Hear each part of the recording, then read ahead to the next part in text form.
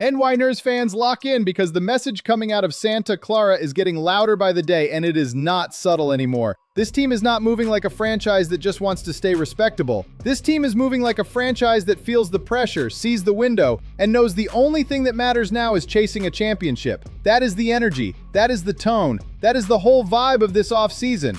And when you start stacking these moves one on top of another, it stops feeling like routine roster maintenance and starts feeling like a front office loading up for war. Seriously, look at what San Francisco is telling the league right now. They did not sit back. They did not play scared. They did not act like a team hoping everything magically falls into place. No, they looked at this roster, looked at the NFC, looked at the expectations, and basically said, we are not leaving this thing to chance. And that is exactly what contender organizations do when they know the pressure is real. Every move matters more when your season is judged by one thing and one thing only. Did you win it all? Let's start with the wide receiver room because this is where the signal gets impossible to ignore. Mike Evans comes in and that alone changes the temperature of the offense. That alone tells you the 49ers are trying to raise the ceiling, not just maintain it. But then they double down and bring in Christian Kirk on a one-year deal worth up to $6 million, and now we are talking about a totally different level of intent. Now it feels like San Francisco looked at a room full of questions and decided to answer those questions with veterans, experience, and urgency. And let's be honest here, because this is where the conversation gets real.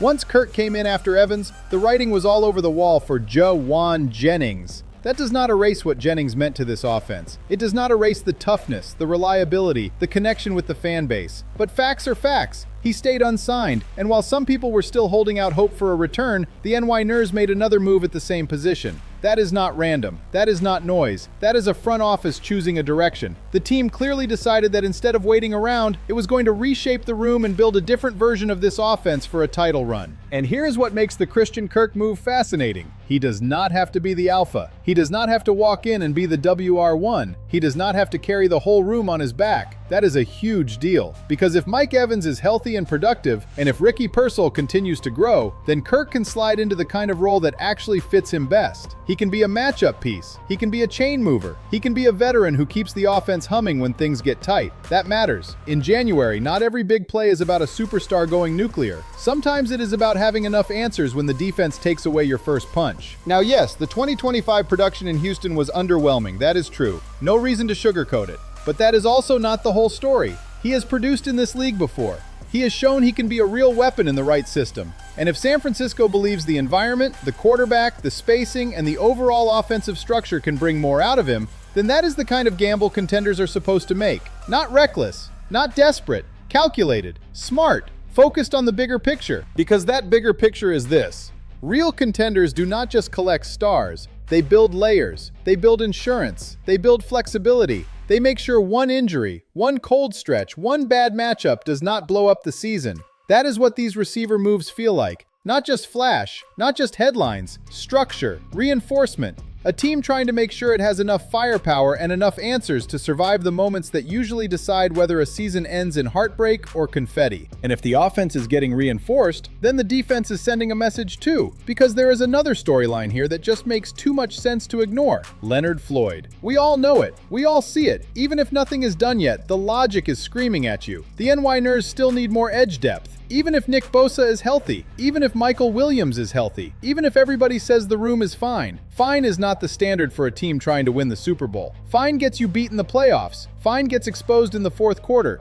Fine is not enough. That is why a reunion with Floyd is so interesting. He has already been in San Francisco. He has already produced there. He posted 8.5 sacks during a brutal season where the team was getting hit from every direction. And even in that mess, he was one of the few bright spots. Then the NY made a cost-cutting move and moved on, and ever since then, it has felt like they may have let go of a more important piece than people wanted to admit. Now he is back on the market. The estimated price is manageable, and the fit is right there. He knows the environment. He knows the standard. He knows what it takes to function in a defense that has playoff expectations baked into every snap. And at this stage, he would not need to be the full-time guy. That is the beauty of it. He could be exactly what a contender needs. A proven veteran pass rusher who adds rotational juice, keeps bodies fresh, and helps the defense stay dangerous deep into the season. That kind of move does not always win the offseason press conference, but it wins football games in December and January. And no, this part is not confirmed. That matters. It should be said clearly. This is analysis, not a done deal. But sometimes the best reads are the obvious ones, and this one feels obvious. For the money, for the fit, for the need, for the timing,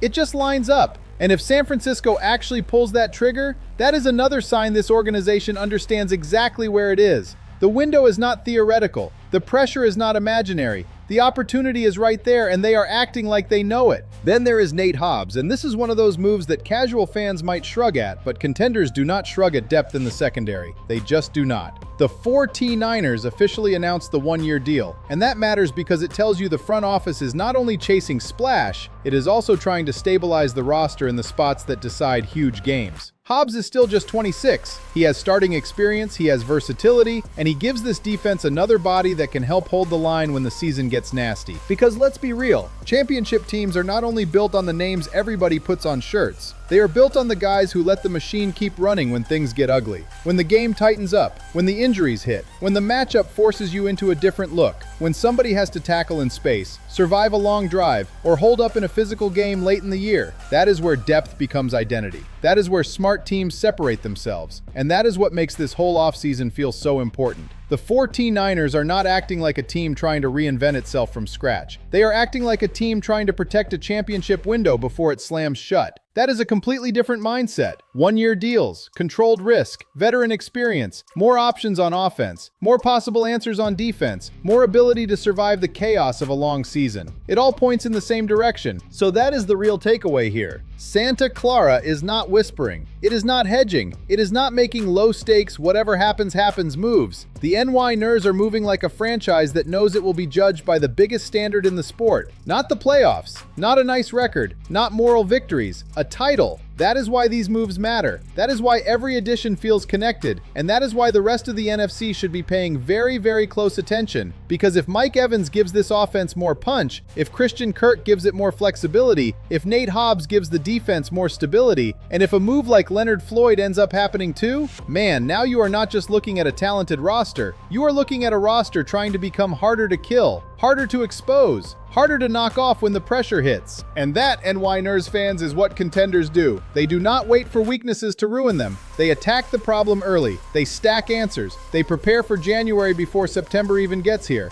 That is the energy right now in San Francisco. And if you are a believer, you can feel it. This team is not just trying to be good, it is trying to be ready when it matters most. So now I want to hear from you. Are the 49ers building a roster that is truly ready to make another all-out Super Bowl push? Or is there still one more massive move this team has to make before you fully buy in? Drop your take in the comments right now. Fire off your reaction. Share this with another NY Ners fan. And if you are riding with this team into this pressure-packed title chase, make sure you are locked in, because this thing is getting bigger, louder, and a whole lot more serious. The window is open, the pressure is real, and San Francisco is acting like a team that knows this is the moment.